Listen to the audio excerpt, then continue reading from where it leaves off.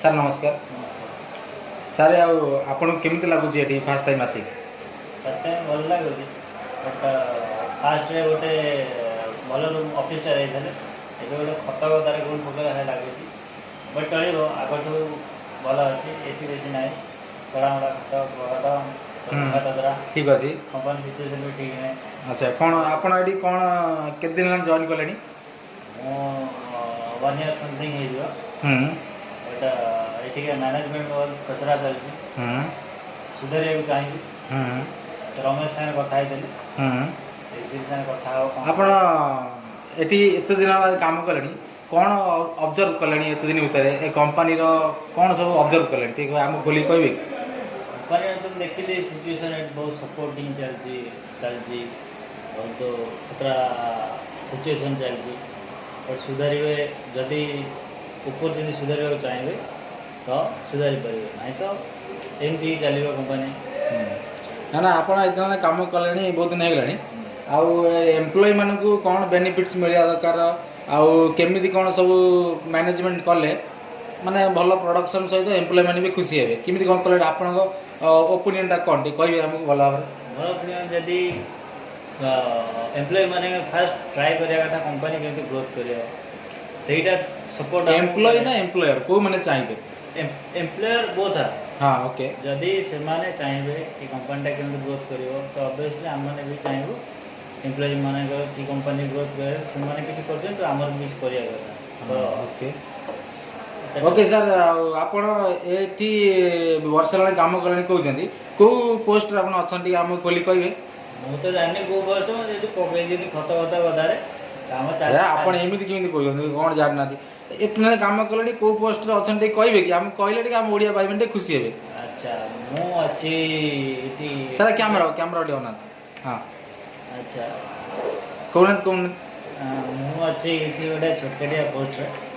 ଛୋଟ କାଟିଆ post sir ଆପଣଙ୍କ ଚିଆରି ଦେଖିକି ଲାଗୁଛି ଯେ ଆପଣଙ୍କ ଅଫିସ୍ ଦେଖିକି ଲାଗୁଛି ଯେ ଏଇଟା କୌଣସି ଗୋଟେ ବଡ଼ ମ୍ୟାନେଜର ପୋଷ୍ଟ ହେଇଥିବ ଆପଣ ଏମିତି କାହିଁକି ମିଛ କଥା କହୁଛନ୍ତି? ଆପଣଙ୍କୁ କ'ଣ ଖରାପ ଲାଗୁଛି କହିବା ପାଇଁ? ନାଇଁ ଓଡ଼ିଆ ଭାଇ ଆମେ ଅଛୁ ଚାଲିଛି ଆଉ ରେକର୍ଡିଂ କରିଥିଲେ ମୋତେ ଲାଗୁଛି। ନାଇଁ କ'ଣ ଟିକେ ରେକର୍ଡିଂ କରିଛି କ'ଣ ଟିକେ ଆପଣଙ୍କ କଥା ଟିକେ ଆମ ଓଡ଼ିଶାରେ ପକେଇଲେ ଆମ ଓଡ଼ିଆ ଲୋକମାନେ ଟିକେ କିଛି ଶିଖିବେ ତାପରେ ଦୁବାଇ ଆସିବା ପାଇଁ ଯେଉଁ ମାନେ ଚାହୁଁଛନ୍ତି ସେମାନେ ଭବିଷ୍ୟତରେ ତାଙ୍କ ମନ ଟିକେ ବଦଳିବ ଆସିବେନି ଆଉ। ଆଚ୍ଛା ଦୁବାଇ ଆମେମାନେ ଆଇଛୁ ଆମେ ଏଠି ବସିକି ଲ୍ୟାମ୍ବୋର୍ଗିନି ମର୍ସିଡିଜ୍ ଭଲ ଭଲ ଗାଡ଼ିରେ ବୁଲୁଛୁ ଯଦି ଇଚ୍ଛୁକ ଅଛନ୍ତି ସାର୍ କ୍ୟାମେରାଟା ଟିକେ ଅନାନ୍ତୁ। ଯଦି ଇଚ୍ଛୁକ ଅଛନ୍ତି ଆସନ୍ତୁ ବୁଲନ୍ତୁ ଆମେ ବି ବୁଲୁଛୁ ଆପଣମାନେ ବୁଲିକି ଖୁସି ହୁଅନ୍ତୁ। ଆଉ ଡେଲି ସବୁ ବଡ଼ ସେଫ୍ ଅଛନ୍ତି 5 ଷ୍ଟାର୍ ନେଇକି ଯାଉଛନ୍ତି ଖାଇବାକୁ ସେଠି ସେମାନେ ସେଠି ଯାଇକି ଆସିଲେ ସେଠି ଯିବେ ଡେଲି ନେଇକି ଯାଉଛନ୍ତି ଖୋଇବାକୁ ଦେବା ପାଇଁ। ଏତେ ଦିନ ସାର୍ ଏତେ ଦିନ ହେଲାଣି ଆପଣ ଏଠି କ'ଣ ଶିଖିଲେଣି ଟିକେ କହିବେ? କ'ଣ ଶିଖିଛନ୍ତି କ'ଣ ମାନେ କମ୍ପାନୀ ଭିତରେ ଆଉ ବାହାର କମ୍ପାନୀରେ କ'ଣ ସବୁ ଶିଖିଲେଣି ଆପଣଙ୍କ? ଏଠି ଶିଖିଛି ଢେଙ୍କାନାଳ ଆମର ଗୋଟେ ଓଡ଼ିଆରେ କଥାବାର୍ତ୍ତା ଅଛି ଢେଙ୍କାନାଳ ନିଜେ ଗଛ ନିଜେ ସହ। ତା ମାନେଟା କ'ଣ ଟିକେ?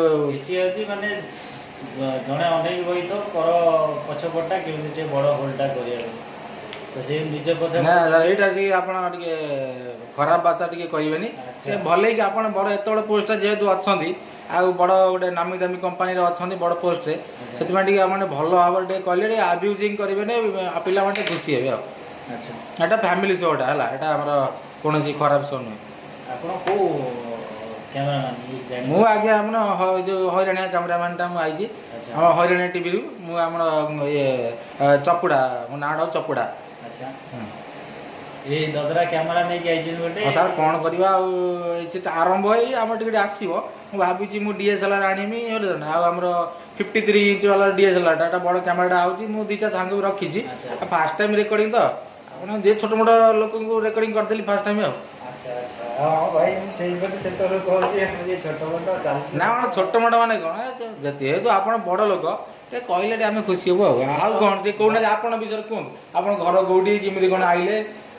ମୋର ଭାଇ ଢେଙ୍କାନାଳ ମୁଁ ସେଇ ଢେଙ୍କାନାଳ ଆଇଛି ଆଉ ପ୍ରଥମ ତ ମୁଁ ଗୋଟେ ଇଣ୍ଡିଆନ୍ ଭାରତୀୟ ତାପରେ ମୋ ଗାଁ ହେଉଛି ଢେଙ୍କାନାଳ ଡିଷ୍ଟ୍ରିକ୍ଟ ଢେଙ୍କାନାଳ ହଇରାଣପୁରରୁ ଆସିଛି। ହଇରାଣପୁର ସାର୍ ଆମ ଘର ବା। ତମ ଗାଁରେ ବି ଢେଙ୍କାନାଳ ହଇରାଣପୁର? ହଁ ଆମର ଓଡିଶା ମାରି ପଞ୍ଚାୟତ ହଇରାଣପୁର। ଆଚ୍ଛା ଆଚ୍ଛା ଆଚ୍ଛା ଯାହା ହଉ ଭଲ ଲାଗିଲା ସାର୍ ଆପଣଙ୍କ ସହିତ ମିଳିମିଶିକି। ଆଉ ମୁଁ ହେଲି ସାର୍ ଆପଣ ଦେଖନ୍ତୁ ଏ ବଢ଼ିଆ ଲୋକଟା। ଆଉ କ୍ୟାମେରାମ୍ୟାନ୍ ହଇରାଣ ସହିତ ଅଛନ୍ତି ଗୋଲ୍ଡ ସେଣ୍ଟର କ୍ୟାମେରାମ୍ୟାନ୍ ଗୋବରାକାଣ୍ଡି।